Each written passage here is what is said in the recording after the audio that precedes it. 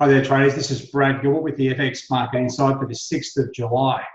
All right, now just having a look at the major pairs. I'm sure most of you are pretty sick to death of the sporadic little pops up, little pops down, sideways trading action. Now we're seeing this across all the major pairs. I mean, there's been a couple of little sporadic moves, but all in all, it's just been false break after false break. You think there's something coming up, and it just stalls. Now, the prime reason there hasn't been a huge amount of really solid numbers leading into the week. There's been bits and pieces here and there, but one of the big things that has impacted all the pairs is this ongoing geopolitical issue. Now, China getting involved, trying to get Europe involved in some sort of action against the US trade deals. Trump's got his hand in that many problems that the market's not really sure exactly what to do. And with that, leading into these North American sort of summer markets, the majors will wait. Traders will wait for the key data. And what we're talking about is the non-farm payrolls today. That's the first real chunky bit of data that we're going to have that can seriously shake the market down. Now, on the hourlies, you look at the dollar index, it just seems to be drifting lower. Okay, but on the dailies, it's still in a bit of an uptrend. But it is just starting to trade sideways through this support trend line. Right? And that's what you get with a week of just ongoing dragging the chain sort of situation. Now, we can actually see this a little bit clearer. Okay, if I just even come back to the MyFX Trading Hub, the day analysis snapshot. So this week, what we've seen is we've seen the dailies in particular. Okay, the trends there are trading through the trends, and they're actually basically trading sideways. A lot of the major pairs, hourlies, they're just up and down. There's no real direction. So what we're left with is just the sort of longer term sort of direction of these pairs. Yeah, we know where they're going, but we don't have the fundamental direction.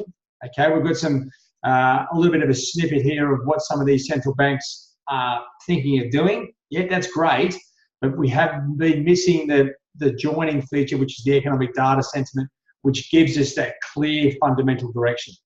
So at the moment, the technicals uncertain, okay, and the fundamentals uncertain also.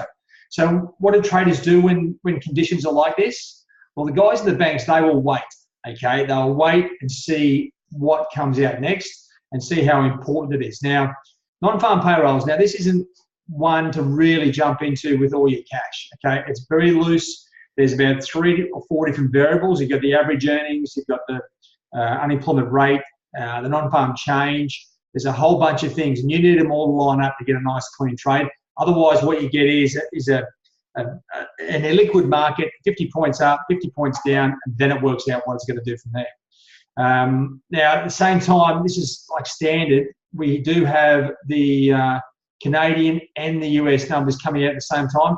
Now, this is a real pisser because the Canadian employment numbers are a great trading opportunity on their own, but you put them involved with the US non-farm payrolls, you've got 2 really good trading opportunities, but what happens is the CAD data is sort of secondary, right? The market hits the US dollar first. Now, if the US dollar numbers are strong and then the CAD numbers are strong, right, then you can get, you start to get really weird movements. If you get US dollar strong, CAD weak, well, then you get a really nice trade on top of CAD. But, the price action around that is a little bit tricky. The trading conditions still all week, they've been cloudy with this, there's geopolitical issues sort of dragging on. You've just got to work through that. And this is one of the main parts of being a professional trader is identify that. You can't change that situation, right? The only thing you can do is trade when the good opportunities come. And that's why we go through the daily analysis snapshot to really tell us, are trading conditions good? And if so, which of these major pairs should we be trading? At the moment, it's telling me to do nothing, just to wait. And now, as I said, as a pro trader, you've got to identify that and then just sit patiently and wait. All right. So once again, if you're not sure about all of this, go through the trade routine, right? This is what you need to be doing to fine-tune your trading opportunity. Otherwise, what you're going to end up doing is what I've seen a lot of traders doing this week, and that is just simply getting involved, looking for the next trade. Like, oh, maybe it's Aussie's going up. They're looking to get involved there. Let me just widen that out a bit. Say looking for a break higher on euro or a break down. Funny enough, the next day it's back exactly where it is. Sterling, another classic example here of this trading straight through the sideways through the trend lines. Even the Kiwi, it's popped up a little bit, but it's just trading straight sideways through that level. And if I had left the dollar yen trend line where it was, it's just trading sideways through levels as well, as is dollar CAD, which is a classic example of just shooting up and down. So if the charts don't tell you what's going on and the fundamental data releases don't tell you on, wait for the opportunity. All right, this is what professional trading is all about. It's about, there's a lot of wait time.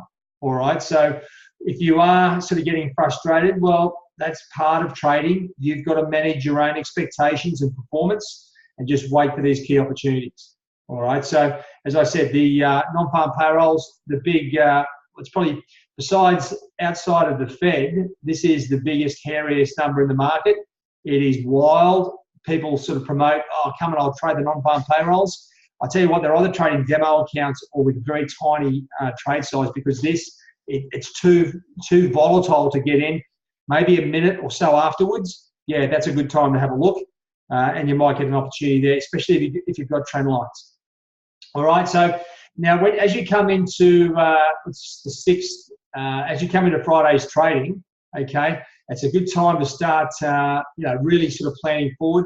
And just have a look at what else is coming out next week, okay? This is where you can sort of start to alleviate some of that performance anxiety and think, well, okay, what else can I look forward to? Well, there's a whole range of things coming out next week, and they're, it's pretty exciting. The Bank of Canada interest rate decision will be probably the feature event.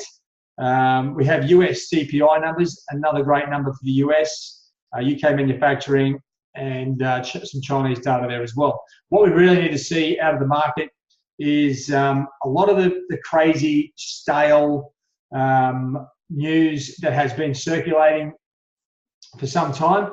We need this taken out of the market. Okay, we need Trump to shut up. We need them to strike some deals, and let's move on, right? Because this is all becoming a little bit tedious. And you can see the major news items here, right? None of them are mentioning really currencies. It's all about Brexit, US-Iran tensions, China trade tariffs, and then you've got the payrolls at the top. So as you can see, usually this is full with, Euro's doing this, Sterling's doing that, Aussie, Kiwi, everything else, right, for instance. So that's one thing that you need to pay attention to, that the news is a little bit convoluted. What will happen with the payrolls is, if I just get that up again, you will get a situation where it will clear the market. It may be a short-term trade. It may be do something else. But at the moment, the US dollar index isn't really trending either way at the moment. Okay, it's all sideways. So I think the non-farm payrolls give us a chance to add some flavour to the market. Short-term directional trade for sure, even leading into the end of the week. But that's it, guys. A bit of a frustrating week, but just hang in there. It's almost over, and we'll have the US and Canadian employment numbers, and we'll see how that sort of pans out. If you're having a bit of a frustrating week, maybe give them a miss. All right, or just have a look. Don't worry about trading. All right, guys. We'll see you in the trade zone. If you have any questions, give us a shout. We're here to help. All righty. Have a good one.